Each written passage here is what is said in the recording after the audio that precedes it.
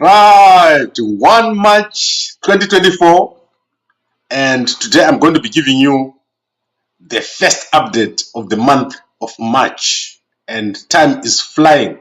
Time is flying. Who thought we'll be talking about Easter this quickly in the new year? But I think today's story is a follow-up on a story that I did 5 months ago. You remember I mentioned that Mnangagwa was very unhappy when Nelson Chamisa did not accept that Mnangagwa had won. Mnangagwa did not accept the victory of, Chamisa did not accept the victory of Mnangagwa. And at that time, Mnangagwa issued a threat on Nelson Chamisa, which I'm going to replay here so that you see what Mnangagwa said. And you can only see the bigger video that I did on that particular day. And it's all coming together. Nelson Chamisa is now on the verge of being arrested by Mnangagwa. So let me play for you the video of what Mnangagwa said at the time, and then we'll take it from there. Making that noise, but we shall continue to move on. But I want anybody who may want to be nonsensical and bring chaos in this country, we are ready for any chaos, to deal with any chaos. Whoever who preach hate speech shall be responsible for their hate speech. Our prisons are not full. We want peace. We want unity. Those who do not disagree with that, but do so quietly and peacefully. Then, tichafamba tose murugare nokuirana. Asukata mesha mkono tinokuveza. Right, so you can always go and see that video, which I did about 5 months ago from today. So go and have a look. What happened there is that as soon as Nelson Chamisa did not accept the victory of Mnangagwa, he issued that threat. And what has happened yesterday is that Sengezo has now gone to court, and I've asked the robot to read the full application by Sengezo. You can go to the Gambako YouTube channel and you see it there. And the basic case that Chavangu is making looks like a case about the buildings, but it's not a case about the buildings. It's a case about the assets. So they are making the first entry or a test with the buildings, and then they want to see how Nelson Chamisa is going to respond, and then they are going to go for the assets. He already mentioned in those court papers about handover, takeover. So the ruling that you're going to see coming from the court, if Sengezo prevails, is going to say Chamisa should do a handover takeover, and that handover takeover is going to use as a basis for a fraud case to be opened against Nelson Chamisa. Chavangu has already said so. He's already said he's going to go for a fraud case against Nelson Chamisa. So you should expect to see these developments very, very shortly. That is why for the first time, Nelson Chamisa has put into court a new an affidavit. Chamisa has never put an affidavit in court, but for the first time, Chamisa has put in an affidavit. This is also the first case in which Nelson Chamisa himself is now the respondent in the case. So this is a very, very important case, and the outcome of this case is the arrest of Nelson Chamisa. You should be watching out for that. This is the game plan. This is the bigger picture. Now let's go to the news very, very quickly. I want to show you a few pictures. So the killers of AKA, there they are on the screen. You can see them. Those are the guys who killed AKA. They're in court right now. And my expectation is that here, after looking at the case, I'm expecting something which will take a long time. And I expect that maybe it's a 50-50 case. I've looked at the case here. Then Yada, the unveiling of Khama Billiat by Yada is a scam. Magaya gave Khama Billiat his own car to pose with. So that is not the car which was given to Khama Billiat. That is Magaya's car. I've got people inside the church of Magaya who've told me that that car is not a new car. It was actually bought. It was actually Magaya's car. And as I said, Magaya is broke. He's not going to be able to fulfill all the requirements. What about that? And then our Minister of Information, Jenfan, is gone to Binga. He's opened a radio station there. So this is going to be a lot of propaganda for the people of Binga. Kariko Gakaseke has died. The ZTA, former ZTA, and there is an advert here by Platinum FM who say that Live 4 is no longer working for them. So for all those guys in the media, they're disowning him. And then Nelson Chamisa has tweeted. He is tweeting about Trey Nyoni emerges as Liverpool's youngest FA Cup star, shining bright and on his debut. So you can go and look at gambako.com. We've uploaded these court papers by Nelson Chamisa. This is the affidavit by Nelson Chamisa. For the first time, Nelson Chamisa has deposed an affidavit in court. And this is a very important case because it is going to eventually lead to the arrest of Nelson Chamisa. This is where this whole thing is going. If you don't believe me, come back here after a few months and I will let you know that. Remember that day when I told you that this court case was not about the building. It was about a plan to arrest Chamisa. This is where these guys are going. Chamisa needs to be removed totally from the environment. And so far, it's showing that Chamisa cannot be removed from the environment. Politically, he's going to carry his supporters wherever he goes. So the next step is for Chamisa to get arrested. And this case that Sengezo is put in court for the painting of the building is eventually going to become an assets case, and it's going to eventually become a fraud case. This is where these guys are going. They're going step by step, testing each step. Because you must remember that there's a main case. And Sengezo was interdicted from acting on behalf of the CCC in Parliament, Senate, and also in the councils. But the fact that Chamisa has resigned as the CCC president means that Sengezo is now slowly trying to come back. And you should watch this very, very closely. The other cases are going to eventually come out in the public. And the end result is a fraud case against Chamisa, which is going to be brought by Sengezo Chawangu. Now, let's quickly go through other news. And I want to quickly run through this news. Ostallos was in Masvingo. He spoke to villagers.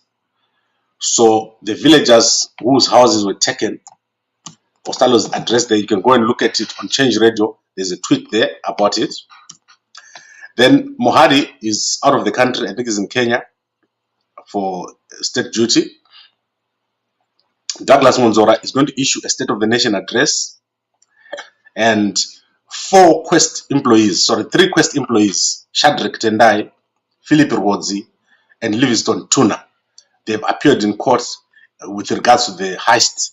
Remember that heist we were talking about? Those young guys were 22, 27, 30, and explosives were used to open the safe. But now we've got the masterminds, the older people, 42, 37, and 57. So Shadreck Tendai is 42, Rwodzi is 37, and Livingstone Tunha is 57. They went into Quest Financial Services and blew up the safe at night. I don't know why this Quest Financial Services was keeping so much cash here, but explosives were used and an employee was sleeping on the premises. Tashaya Wedu was taken hostage during the robbery. And then, as I said, the killers of AKA, Tabani Mkwananzi, Lindani Zenzele Ndimande, Sianda Ed Mieza, Muzwetemba having Ndimande Gwabeni, and Lindokuhle Lindo Ndimande appeared in court yesterday. And as I said, that case to me is 50-50. It's more based on putting things together. I hope they've got footage showing the actual guys. But from what I saw, it's going to be very difficult to link things together. It's going to be a very interesting case, and it will need a lot of evidence. So a lot of evidence is going to be required. I've not had a chance to look at the newspapers today. So normally I look at the independent newspapers on Friday, but today the independent is not out. It's very late to come out. Normally they bring it out earlier. So what I'm going to do, in fact, it's out now. So let's quickly have a look at it together here, so that I don't have to come back tomorrow and look at the newspaper from yesterday. So let's look at what's in the newspaper, the independent newspaper. It's a weekly newspaper, so you should subscribe there for the subscription. If you click on that button at the corner at the top there, you can subscribe from your phone. They've got a WhatsApp subscription. So you can see that they are leading with the story here. EU unlocks 163 billion for energy projects. I don't know if that number is correct. 163 billion. Somebody, I don't know if they say billion or million. I don't know, guys. If you think of 163 billion, I don't know if that money is going to Zimbabwe. Let's see where it's going. Jobs Van Kitchman, who spoke to the Zimbabwe Independent, said the power projects for IPP were available, but access has been limited by the country's debt overhang. So I don't know if this was Zimbabwe, because it's quite a lot of money. So something is not right. Doesn't add up for me there. Let's look at other story here. Zimbabwe wants military solution to smuggling. So you can see that there's nothing groundbreaking for me today. When I look at this, I'll just see it as a lot of business. You can see the Zeta guy there. He's saying FDI outlook looking bright. That's not true. FDI is not looking bright in Zimbabwe. It's the worst period ever in Zimbabwe for FDI. So you can go and look at this newspaper. This is the new Zida president or chairperson or chief executive officer, Tafazwa Chinamo. He came from the Reserve Bank of Zimbabwe to come to Zida here, I think. So this is what we have in the independent newspaper. I'm not going to even go deeper in this newspaper. There is a lot. They carry a lot of stories, but today they don't have a military story. I normally read this newspaper to look for a military story, to see if there's any military stories. But now it's just a lot of business. And I know you guys, most of you here, are MBAs and masters and so forth. So go and have a look. The results of Zinara over there, and they're also featuring some old stories. So very, very big newspaper. Go and look at the independent newspaper. It's got a lot of stories, but I won't go through them here. Let's look at H Metro. H Metro is very interesting. So let's see if there's anything on H Metro. Then I'm going to end after H Metro. I don't think I'll go to the other newspapers. I've looked at the Herald newspaper. There's not much stories in the Herald newspaper. Right, H Metro newspaper. Here it is. Very interesting. They're starting. They're starting with the heist. Here, payment trail show funds were channeled to Makurudza's FNB account. So two Zimbabwean lovers, one based in the United Kingdom and another in South Africa, have been sucked into the fraudulent scheme in which estimated 73 million was misappropriated in one of the biggest corporate heists in recent years in Zimbabwe. So you can have a look at that story. It looks like an interesting story of fraud. And then they also have the Karikwaga Seke Dev. And I don't see them carrying the story of the 3 employees. So that story of the 3 employees, you'll find it in the Herald newspaper. Then shamed radio DJ Namapa is the Mampara of the week. You saw the story we carried of Namapa. She's been stealing alcohol in Harare. I think she needs help. We can't shame her. The fact that she's stealing alcohol means she can't do without it. And if you see yourself now stealing alcohol, it means that you can't live without alcohol. And obviously, I'm going to end with Khama Billiat here, the signing. So you can go and look at H Metro newspaper. There is a lot of stories taking place in Zimbabwe, and the newspapers are quite vibrant. I like what the guys are doing, but so far my best editor is the editor of the Chronicle newspaper. He always goes on the ground. If you open the Chronicle newspaper every day, or the Sunday News, I think, you end up with a story of something that's actually happening on the ground, not desktop newspapers. And then there's obviously B Metro newspaper. They also own that newspaper, B Metro. And I think I should share with you just a little bit so that you can see what B Metro looks like. B Metro is also like H Metro. So they've got similar stories, but the Bulaya stories are more like cheating stories, stabbing stories, those kind of stories. So let's look what happened here. Umjolo, 40 years of Umjolo. Man says kids with the neighbor's wife in affair spanning 40 years. So like you got a neighbor and your wife is dating that guy for 40 years. Man, that's crazy. So that's the H Metro. You can go and have a look. Naked Wizard caught in the act. I think next week I'm going to open Kwanza for you guys. This is like the kind of stuff that you get in this newspaper, the Kwanza type of stories. But you can see that Zimbabwe newspapers are quite widespread. There's also Maneka Post. So today there's Maneka Post, B Metro, H Metro, what's the other newspapers? Kwanza, and the Zimbabwe Independent. All these newspapers that come out on a Friday. If you've got like $5, you can read all these, or you can subscribe to this service that I've got here. It only costs like I think it's $10 a month, and you read all these newspapers every day. So that's how we do it, and that's how I do it. So let's recap. Nelson Chamisa is on the verge of being arrested, and I showed you what Mnangagwa said 5 months ago. And the reason is that he's not accepted Mnangagwa's re-election, and Sengezo Chawangu is now going to court over the buildings in Bulawayo. But the story is not about the building. The story is about the assets. Because in the court papers, Chawangu is talking about handover, takeover. He was supposed to meet with Nelson Chamisa in Harare in January, but they didn't meet. And it's all laid out there in the court papers. That has got nothing to do with the story of the building. So the story is going to become assets, and then next you're going to see the story of fraud, and then you're going to see more recalls. This is what is going to happen with the CCC story. So I think, let me look at the comments, and then we will close this. My brothers, they are waiting for me to read their comments. So let me read the comments, and then we'll take it from there. So let's start with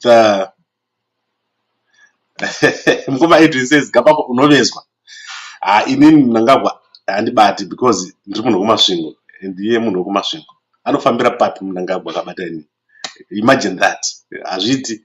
Because one thing you guys must understand, the people of Masvingo, even if you are a big boss in Harare, when you go to Masvingo, they will humble you. Mnangagwa will sit down and greet someone while clapping his hands when he gets to Masvingo. So if he does anything to me, he won't be able to walk anywhere in Masvingo. Then MS says, EM Chamisa would be arrested based on missing funds. This would be the biggest blow to the opposition. MS, I agree with you. This is what we're going to see next. Because Chamisa politically, you cannot handle him. So what is going to happen here is a fraud case is going to come. And this is with regards to the funds and the books. But I know that Chamisa has already answered this properly in the court papers. You can go and look at the court papers. He says he's resigned from the party. It's got nothing to do with the party. It's got nothing to hand over. He's not a member of any new political party. Everything that Chabangu raised, he's not responded to it. And he says Chabangu must pay the fees. So go and have a look. It's all there on gambako.com. We've uploaded the court papers there. And I've also read for you. The robot has read for you the whole papers. So if you don't want to read, you can just click on YouTube. You'll see what the robot has read. And then Mkoma says Chabangu is assisted by CIOs, and there is a reason why at some point he was using this personal lawyer, Uriri. And not only that, Chabangu's court papers, court fees are being paid by Scott. The court whatever fees that he's paying to the court are being paid by Scott Sakupanya, because that's what I heard. So it's a big problem that we have here. And Chamisa has to deal with this. If I was Chamisa, what I would do, I would go back full force into politics so that they don't arrest you as a former president of the CCC. They must arrest you as a political person. Because right now they arrest you and say, we didn't arrest this guy because of politics, because he's not in politics. So Chamisa needs to go back into politics and counter this from a political perspective and have a political stage. At the moment, he doesn't have a political stage. Remember what I said about influence. You need influence. And at the moment, without a political party, Chamisa has got support, but he doesn't have influence. So we need to be very careful here how Chamisa approaches this whole situation. It's important to have a political solution and also a court process. A court process by itself is not enough. Then Jackie says, focusing on President Chamisa's arrest when the Zim economy is crashed to below -0. Yes, it's a big shame, but it's going to be something that you have to look at. It's a possibility, a very big possibility. And then Mohadi says, robot traveling a panel at 2 a.m. True. And I really appreciate what the robot is doing. Well, as I promised yesterday, I'm going to read for you that other story, which I won't mention here now for certain reasons. That happened after I mentioned it yesterday. Certain things happened, and I'll probably share it to the members only. That will make it better. So thank you very much, everyone, for watching, and I really appreciate everyone who's watching here. We are having the biggest number of views at Kambako Media that we've ever had. And as I said, I'm going to be traveling to the UK. We're just finalizing the visas and the tickets. Thank you for everyone who has pledged to give us the money to travel. And if you want to add to the money that we've received, we need $5,000. We're not yet there. You can use this PayPal account. So let me give you the PayPal account for Gambako. This is the PayPal that you use for the additional fees that we need to travel, because I need to be over there for a month. So that's my PayPal there. If you put the money there, 5 grand that pays. Actually, 10,000 people to try in UK. 5,000 is nothing. If those guys can steal 700,000 in a safe, guys, you put 5,000. You would end up in UK to represent you. On top of that, I'm not going there for my own. I'm going there to do the work that we're supposed to do. What we're doing in the UK is to bring you closer. And next year, in fact, later this year, I'm going to be going to Australia and to the United States. That is the plan. So I know that there's some funding that's available for travel to the United States. And I also want guys in the United States who want us to do things together, for us to work together. Because the plan here is eventually we need to combine the whole diaspora and do work together and make sure that the diaspora is not just this thing that we imagine. It needs to be a real thing that we're dealing with. So thank you very much for watching, and I'll be back tomorrow if nothing big happens today. But if something big happens today, I'll be back later. Thank you very much, and a good day to you.